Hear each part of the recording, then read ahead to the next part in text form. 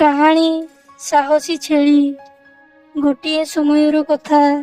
ଜଣେ ପ୍ରସିଦ୍ଧ ପୁରୋହିତ ଏକ ଗାଁରେ ରହୁଥିଲେ। ସେ ଲୋକମାନଙ୍କ ମଧ୍ୟରେ ବହୁତ ଲୋକପ୍ରିୟ ଥିଲେ, କାରଣ ସେମାନେ ତାଙ୍କୁ ଜଣେ ସିଦ୍ଧ ମଣିଷ ଭାବରେ ବିବେଚନା କରୁଥିଲେ ଏବଂ ସେ ଯାହା କହୁଥିଲେ ତାକୁ ମାନୁଥିଲେ।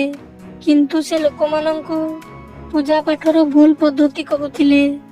ସେ ସମସ୍ତଙ୍କୁ ଯେକୌଣସି ସମସ୍ୟାର ନିରାକରଣ ପାଇଁ ବଳିଦାନ ଦେବାକୁ ପ୍ରୋତ୍ସାହନ କରୁଥିଲେ, କାରଣ ସେ ବିଶ୍ୱାସ କରୁଥିଲେ ଯେ ବଳିଦାନ କରିଲେ ଭଗବାନ ପ୍ରସନ୍ନ ହୁଅନ୍ତି। ସେଥିପାଇଁ ସେ ସମସ୍ୟାର ନିରାକରଣ ପାଇଁ ଲୋକମାନଙ୍କୁ ଛେଳି ବଳି ଦେବାକୁ କହୁଥିଲେ। ଦିନେ ସେହି ପୁରୋହିତ ମଧ୍ୟ ଗୋଟିଏ ଛେଳି ବଳି ଦେବାକୁ ଚିନ୍ତା କଲେ। ସେ ତାଙ୍କର 2 ଜଣ ଶିଷ୍ୟଙ୍କୁ ଡାକି ସେମାନଙ୍କୁ କହିଲେ, ଯାଅ ଗୋଟିଏ ଛେଳି ଆଣ। ମନେ ରଖ ଯେ ଛେଳି ଭଲ ହେବା ଜରୁରୀ। ଆଜି ଆମେ ତାକୁ ବଳିଦାନ ଦେବୁ। ସେହି ପୁରୋହିତଙ୍କର ଶିଷ୍ୟମାନେ ମଧ୍ୟ ତାହା କଲେ। ସେମାନେ ଗୋଟିଏ ଛେଳି ଆଣି ପୁରୋହିତଙ୍କୁ କହିଲେ, ଗୁରୁଦେବ, ଆପଣ ଯେପରି କହିଥିଲେ ଆମେ ଗୋଟିଏ ଭଲ ଛେଳି ଆଣିଛୁ। ବର୍ତ୍ତମାନ ଆମକୁ କ'ଣ କରିବା ଉଚିତ? ତାପରେ ପୁରୋହିତ ନିଜ ଶିଷ୍ୟମାନଙ୍କୁ କହିଲେ, ସର୍ବପ୍ରଥମେ ଏହି ଛେଳିକୁ ଶୁଦ୍ଧ କରିବାକୁ ପଡ଼ିବ। ସେଥିପାଇଁ ଏହାକୁ ନଦୀରେ ଗାଧୋଇବାକୁ ପଡ଼ିବ।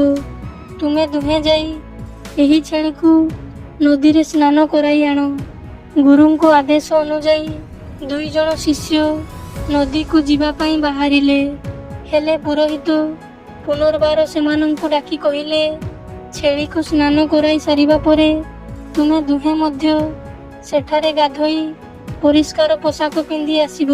ଛେଳି ମଧ୍ୟ ଏସବୁ କଥା ଶୁଣୁଥିଲା ଏବଂ ବୁଝିପାରିଲା ଯେ ସେମାନେ ତାକୁ ମାରିବାକୁ ଯୋଜନା ପ୍ରସ୍ତୁତ କରୁଛନ୍ତି। ଏଭଳି ପରିସ୍ଥିତିରେ ଛେଳି ନିଜକୁ ବଞ୍ଚାଇବାକୁ ଚିନ୍ତା କରିବା ଆରମ୍ଭ କଲା।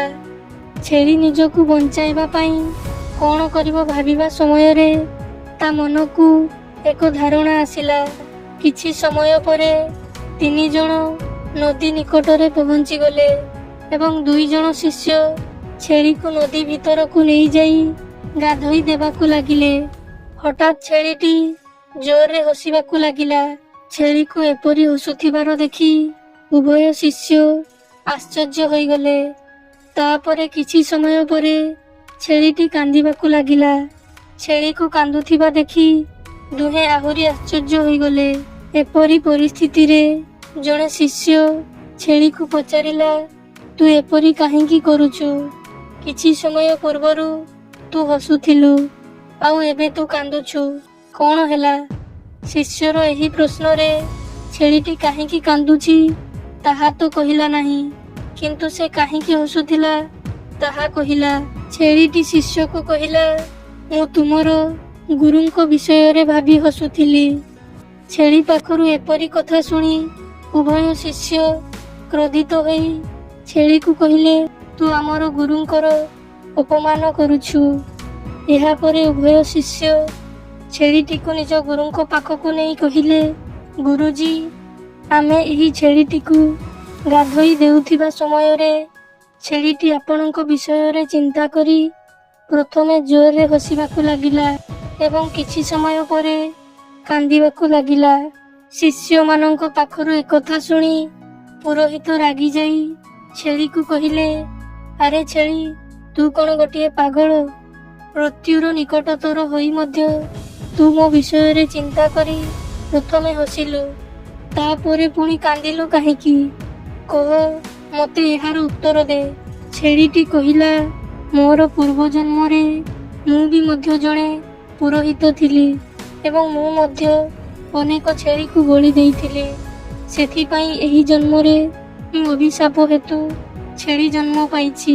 କିନ୍ତୁ ମୋର ଏହି ଜନ୍ମରେ ଯିଏ କେହି ବି ମୋତେ ହତ୍ୟା କରିବ, ତାହେଲେ ମୁଁ ମୋର ଅଭିଶାପରୁ ମୁକ୍ତ ହୋଇଯିବି ଏବଂ ପରବର୍ତ୍ତୀ ଜନ୍ମରେ ଭଲ ଜୀବନ ଯାପନ କରିବି। ଏହି କଥା ଭାବି ମୁଁ ପ୍ରଥମେ ହସୁଥିଲି, କିନ୍ତୁ ଯିଏ ମୋତେ ହତ୍ୟା କରିବ ତାକୁ ପରବର୍ତ୍ତୀ ଜନ୍ମରେ ଗୋଟିଏ ଛେଳି ହେବାକୁ ପଡ଼ିବ ଏବଂ ତୁମେ ମୋତେ ମାରିବାକୁ ଯାଉଛ। ଯେଉଁଥିପାଇଁ ତୁମେ ପରବର୍ତ୍ତୀ ଜନ୍ମରେ ଏକ ଛେଳି ହୋଇ ଜନ୍ମ ନେବ। ଏହି କଥା ଚିନ୍ତା କରି ମୁଁ କାନ୍ଦୁଥିଲି।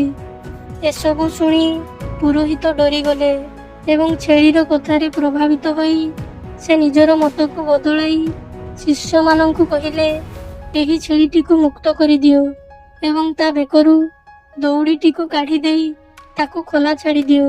ଏପରି ପରିସ୍ଥିତିରେ ଜଣେ ଶିଷ୍ୟ କହିଲା, ଗୁରୁଜୀ, ଆପଣ ଅନେକ ଲୋକଙ୍କୁ ବଳିଦାନ ଦେବାକୁ କହିଛନ୍ତି। ସେମାନଙ୍କ ବିଷୟରେ ଏବେ କ'ଣ ହେବ? ଶିଷ୍ୟର କଥାରେ ପୁରୋହିତ କହିଲେ, ଯାଅ ଲୋକମାନଙ୍କୁ ଜଣାଇ ଦିଅ, ଆଜିଠାରୁ ଆଉ କାହାକୁ ବଳିଦାନ ଦେବା ଆବଶ୍ୟକ ନୁହେଁ। ଏହିପରି ଛେଳିଟି ତାର ଜୀବନ ବଞ୍ଚାଇଲା ଏବଂ ତା ସହିତ ଅନେକ ପଶୁମାନଙ୍କର ଜୀବନକୁ ରକ୍ଷା କଲା। ଏହି କାହାଣୀରୁ ଆମେ ଶିଖିଲୁ ଯେ ଅସୁବିଧା ସମୟରେ ଆମେ ଆମର ବୁଦ୍ଧିକୁ ବ୍ୟବହାର କରି ସମସ୍ୟାର ସମାଧାନ ବିଷୟରେ ଚିନ୍ତା କରିବା ଉଚିତ। ଯଦି ଆମେ କେବଳ ସମସ୍ୟା ବିଷୟରେ ଚିନ୍ତା କରିବା, ତେବେ ଆମେ ସେଥିରୁ କେବେ ବି ମୁକ୍ତି ପାଇପାରିବା ନାହିଁ।